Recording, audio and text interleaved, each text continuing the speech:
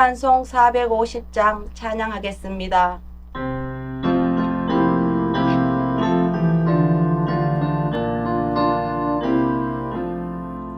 내 평생 소원 이것뿐 주의 하다가 이 세상 이별하는 날 주 앞에 하리라. 꿈같이 헛된 세상에 취할 것 무엇냐. 이 수고함만 하여도 헛된 것뿐일세.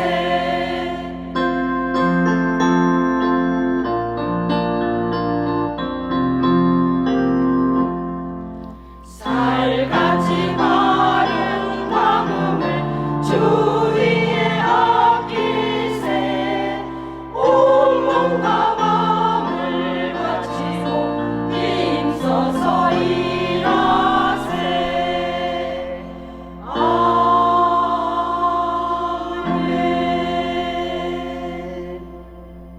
사랑의 하나님, 이 새벽에 생명이신 하나님께 나아갑니다. 새벽에 기도하심으로 우리에게 모범을 보이신 주님, 사순절을 보내면서 한 마음으로 주님 닮기를 원합니다. 주님을 묵상하며 주님 앞에 거룩하게 살기를 다짐합니다. 우리를 향하신 주님의 마음을 알게 하시고 온전히 주님만을 사랑할 수 있는 삶이 될 수 있도록 우리의 마음과 생각을 지켜주옵소서. 하나밖에 없는 독생자를 주신 아버지의 사랑을 깊이 묵상하는 나날이 되게 하옵소서. 하나님은 우리에게 모든 것을 주셨는데 우리는 아버지께 드린 것이 없습니다.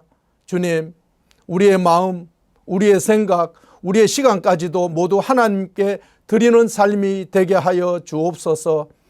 우리의 눈을 주님의 십자가에 머물게 하옵소서. 세상의 화려한 것들이 우리들을 유혹하고 우리의 마음을 빼앗아갑니다. 안목의 욕망을 따라가지 않게 하시고 거룩한 십자가를 깊이 묵상하는 사순절이 되게 하옵소서. 우리의 발을 지켜주셔서 주님이 기뻐하시는 곳에 우리의 발이 머물게 하소서. 우리의 입술을 지켜주셔서 오직 거룩하고 순결한 하늘의 언어로 채워주옵소서.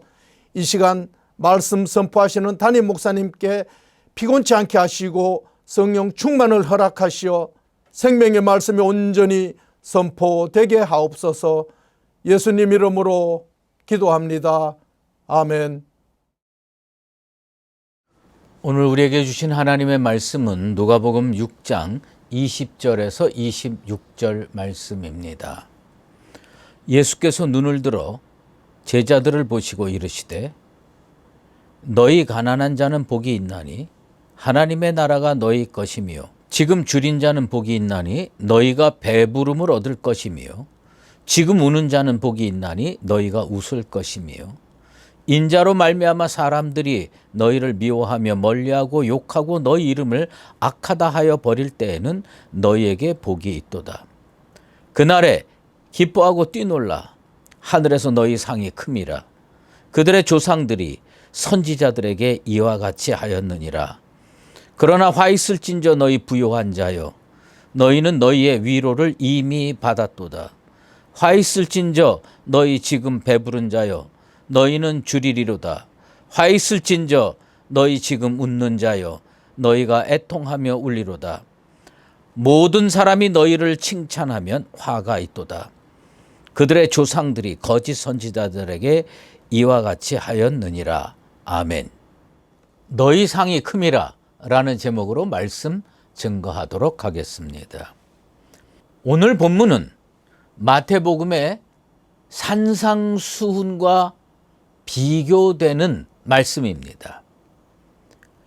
평지수훈이라고 일컫고 있습니다. 산상수훈은 산 위에서 한 거고요.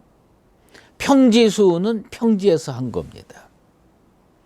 오늘 읽은 본문 조금 전에 누가복음 6장 17절에 이런 말씀이 있습니다. 예수께서 그들과 함께 내려오사 평지에 서시니, 예수님께서 평지에 서셔서 하신 말씀입니다. 내용은 산상수훈과 비슷하지만 다른 거예요. 그런 걸 보면 예수님께서 산상수훈에서도 말씀하셨고 또 이 평지수훈, 평지에서도 주님께서 중요하다고 생각하시니까 여러 군데에서 말씀하신 그런 케이스입니다. 예수님께서 공생의 사역을 할 때에 예수님을 따라다녔던 무리가 많이 있습니다. 제자들도 따라다녔고요. 여인들도 따라다녔고요. 많은 무리들도 따라다녔습니다. 성경에서 무리라고 표현되는 부분은 주님께서 말씀하실 때 모두를 대상으로 말씀하실 때는 무리라는 표현을 씁니다. 그런데 특별한 경우에는 누구에게 말씀하시다 이렇게 기록하고 있습니다. 오늘은 제자들을 향하여 말씀하신 겁니다. 산상수훈도 비슷합니다. 마태복음 5장 1절에 보면 예수께서 무리를 보시고 산에 올라가 앉으시니 제자들이 나온지라. 산상수훈은 무리를 보시고 산에 올라가셨어요. 제자들이 나왔습니다. 누가는 오늘 20절에 예수께서 눈을 들어 제자들을 보시고 이르시되, 그러니까 제자들에게 하신 말씀입니다. 무리를 옆에 놓고 제자들에게 특별히 구별하여 말씀을 하신 이유는 무엇일까요? 그것은 무리들이 전부 따라하기에는 쉽지 않지만 제자들로서는 꼭 들어야 되는 중요한 말씀이다, 이런 뜻입니다. 무리가 실생활에서 실천하기는, 흉내내기는 매우 힘든 말씀이지만 제자들인 너희는 이 정도는 살아야 된다. 그 주님께서 제자들에게 하신 말씀입니다. 그러므로 이 말씀은 조금 수준이 높아요. 따라하기에 쉽지 않다. 그렇지만 주님의 제자로 살아가는 우리들은 이 말씀을 가슴판에 새기고 삶 속에서 좀 실천하면서 살아야 한다는 말씀입니다. 예수님께서 산상수훈에서 말씀하실 때는 우리가 잘 알다시피 팔복에 대해서 말씀했습니다. 그리고 거기에는요, 오로지 복에 대해서만 말씀하셨어요. 그런데 이 평지수훈에서는 예수님께서 복에 대해서도 말씀하셨고 화에 대해서도 말씀하셨어요. 왜 그렇게 하셨을까요? 이 두 종류의 삶을 대비시키면서 어떤 삶이 보다 바람직한 삶이냐, 제자로서는 어느 쪽으로 걸어가야 되느냐, 그걸 스스로 결단하고 실천하라, 그런 뜻이 있습니다. 복으로 가는 삶을 살겠느냐, 화로 가는 삶을 살겠느냐, 그걸 스스로 선택해라. 나는 우리 수유제일교회 모든 성도가 적어도 화로 가는 삶을 살지 않게 되길 바라고, 우리 주님께서 복이라고 말씀하신 부분을 실천하며 살아갈 수 있는 믿음의 사람들 되기를 원합니다. 복이 중요합니다. 다시 한번 말씀드립니다. 성도의 삶, 제자의 삶에는 복이 중요합니다. 많은 사람들이 교회에서 목사들이 지나치게 복을 강조한다, 이렇게 비난하는 분들 계십니다. 그래서 기독교를 기복종교로 전락했다, 비꼬면서 말하는 경우 왕왕 듣습니다. 하지만 부분적으로는 옳은 지적이지만 또 부분적으로는 많이 틀린 생각입니다. 그릇된 생각입니다. 예수님께서 복을 말씀하시면 교회에서 하나님의 종들은 복을 말해야 되는 겁니다. 왜요? 예수님께서 그것이 중요하다고 생각하셔서 하나님 나라의 복음을 선포할 때 그냥 선포하지 아니하시고 복에 대해서 말씀했기 때문입니다. 성경을 읽어보면 예수님은 상당히 자주 복에 대해서 말씀하셨습니다. 근데 차이는 있습니다. 그것은 뭐냐면 예수님이 말씀하시는 복은 세상에서 말하는 복, 세상 사람들이 일반적으로 생각하는 복과 개념이 좀 달랐습니다. 예수님은 우리가 올바른 복을 붙들고 살기를 원하십니다. 오늘 이 말씀을 묵상하면서 우리는 이게 올바른 복이로구나 확실히 배우고 익혀서 자기 삶에 그대로 적용하게 되길 바랍니다. 올바른 복, 예수님이 말씀하시는 올바른 복을 붙들고 살아가야 하겠습니다. 오늘 예수님은 말씀을 통해서 4종류의 복이 있고 4종류의 화가 있다. 4종류의 복된 사람이 있고 4종류의 화를 받게 되는 사람이 있을 거다. 비교해서 말씀하셨습니다. 가난한 자에 대해서 말씀하시고 반대로 부요한 자에 대해서 말씀하셨습니다. 지금 줄인 자에 대해서 말씀하시고 지금 배부른 자에 대해서 말씀하십니다. 지금 우는 자에 대해서 말씀하시고 지금 웃는 자에 대해서 말씀하십니다. 그리고 세상에서 버림받은 자와 세상에서 칭찬받는 자에 대해서 말씀을 하십니다. 예수님은 먼저 가난한 자는 복이 있다, 부요한 자는 화가 있다 말씀하셨습니다. 우리는 이 말씀을 자꾸 영적으로 해석하려는 경향이 있습니다.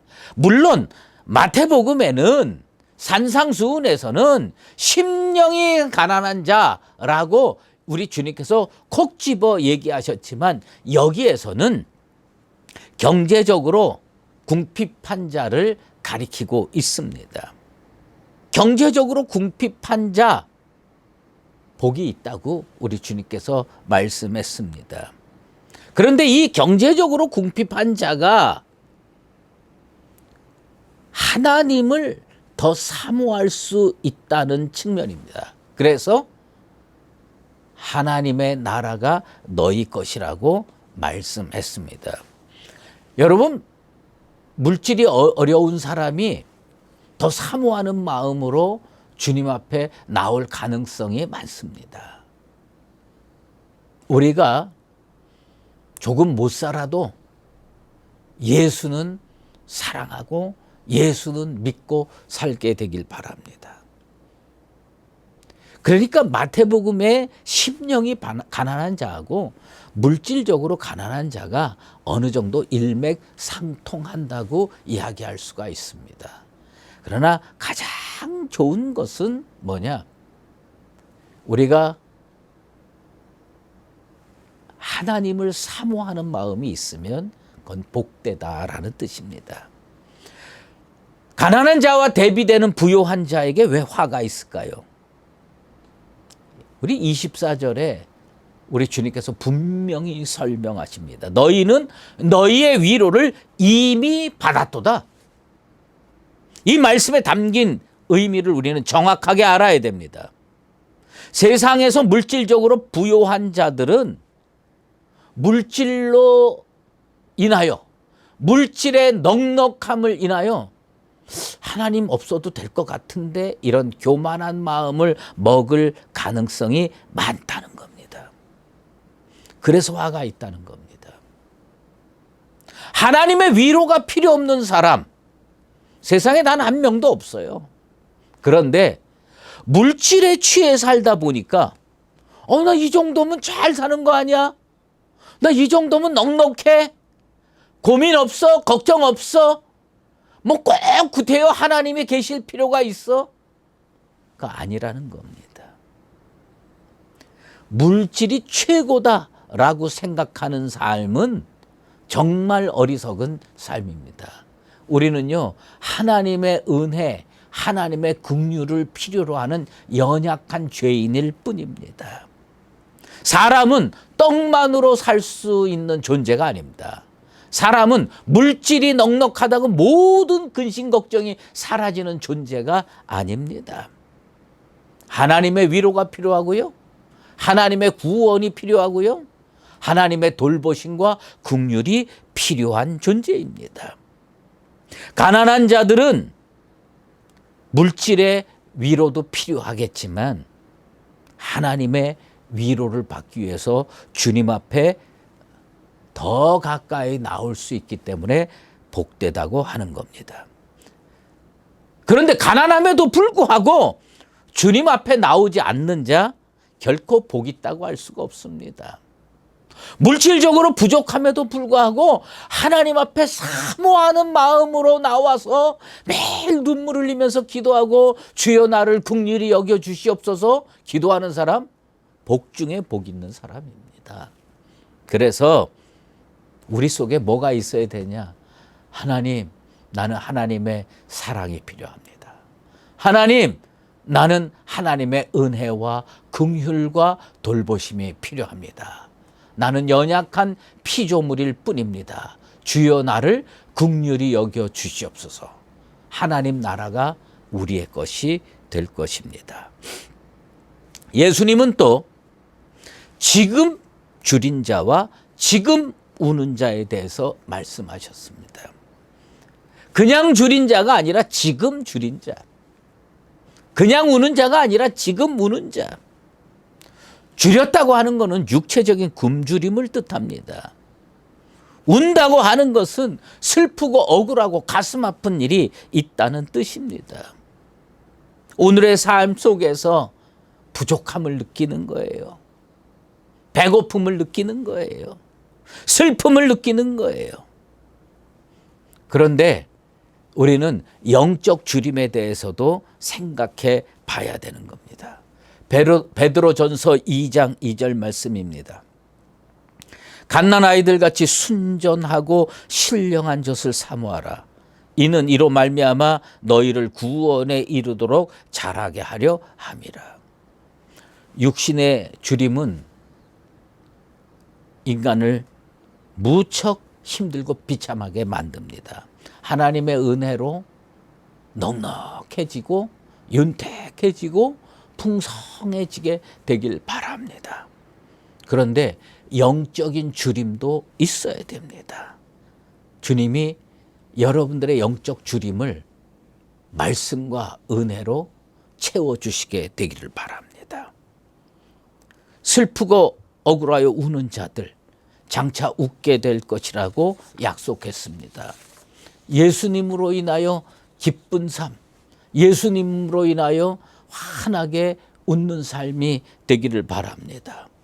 이사야 61장 3절에 무릇 시온에서 슬퍼하는 자에게 화관을 주어 그 죄를 대신하며 기쁨의 기름으로 그 슬픔을 대신하며 찬송의 옷으로 그 근심을 대신하시고 그들이 의의 나무 곧 여호와께서 심으신 그 영광을 나타낼 자라 일컬음을 받게 하려 하십니다. 예. 죄 대신 화관을 하나님께서 주시게 되길 바랍니다. 그래서 처해 있는 슬픔, 울음을 이겨내고 기쁘게 찬송의 옷을 입고 주님 앞에 설 수 있는 복된 존재로 살게 되기를 바랍니다. 우리 주님께서요, 버림받은 자가 복이 있다고 또 말씀하셨습니다. 예수 믿는다는 이유로 사람들이 미워하고 멀리하고 욕하고 악하다고 해서 버림받은 자들 복이 있다고 했습니다. 왜요? 하늘상이 크기 때문입니다. 그런데 세상에서 칭찬받으면 화가 있다고 말씀했습니다. 예수 믿는 자가 세상에서 칭찬받기가 정말 어렵습니다. 크리스천이 세상에서 칭찬받고 박수받으며 살기는 결코 쉽지 않습니다. 많은 사람들이 한국 기독교가 세상에서 신뢰성을 잃었다고 탄식합니다. 어느 정도 일리가 있어요. 목회자들 문제가 있고요. 성도들 문제가 있고요. 교회도 문제가 있습니다. 그런데 우리가 잘하면 신뢰성이 팍 올라갈 거라고 여러분 생각하십니까? 우리가 나눠주고 정의를 실천하고 사랑하고 그러면 세상이 우리한테 박수 쳐주고 칭찬할 거라고 여러분 생각하십니까? 뭐 어느 정도 가능성은 있겠지요. 하지만 세상은요, 무슨 이유를 대서라도 비난할 겁니다. 왜요? 세상은 예수를 싫어하거든요.